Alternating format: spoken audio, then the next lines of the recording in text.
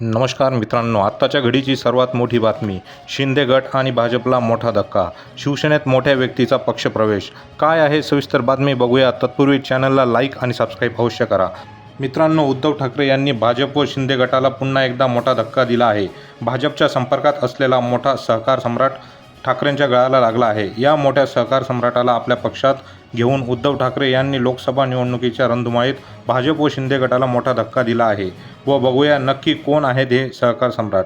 उद्धव ठाकरेंच्या पक्षात गेल्या काही दिवसापासून मोठी इन्कमिंग चालू आहे. 2 दिवसापूर्वी भाजपचे कृषी उपाध्यक्ष तसेच अनेक हजारो कार्यकर्ते सामील झाले.